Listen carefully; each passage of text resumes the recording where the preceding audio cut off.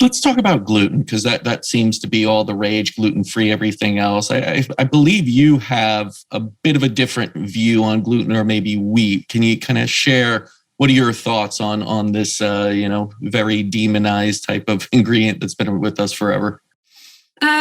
Well, I think most people have some sort of gut permeability or leaky gut.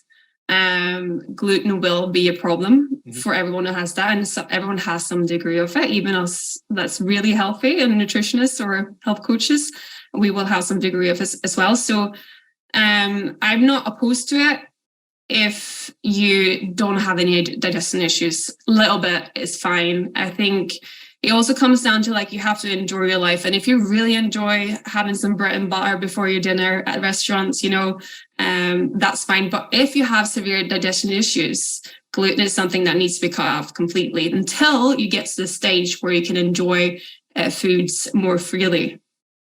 Do you feel it's gluten or is it glyphosate? Because I always have this argument, and I say, I understand that many people already are in a state where their gut just is not healthy. And if you add gluten in, yes, that's going to screw with it. But do we not see that glyphosate is also maybe part of this problem? There is some evidence and some reports that it's glyphosate that is the issue. And I think it could be a combination of both. Right. And depending on where you get if you're talking about bread, depending on where you get your bread from, if you go to an organic bakery, you're going to know that it shouldn't be any glyphosate on it. And if you still have digestive issues then, or gluten is problematic, then you can kind of understand. But I think it's one of those things, like, it could be both, and it's probably a combination of both as well. I'm trying to recommend to clients, my friends, family, and myself, that try to go as organic as possible, because those pesticides and herbicides will give you problems for your health and can cause serious issues. Even though you can't, like, a lot of people think that it's not a big issue, but it actually is.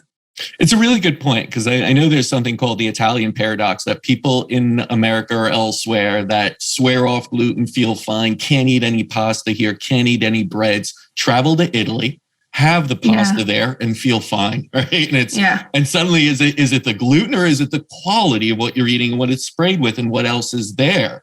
So you have to make that determination, understand. Some people, yes, they go to Italy and they still can't eat it and still are disrupted, but there is a large population that if you just focused on quality rather than what it is, but the quality of the bread, the quality of the pasta, that will improve. And then, of course, don't overeat, have smaller quality. Exactly. Yeah, I think the pasta portions outside of Italy is too big for most people.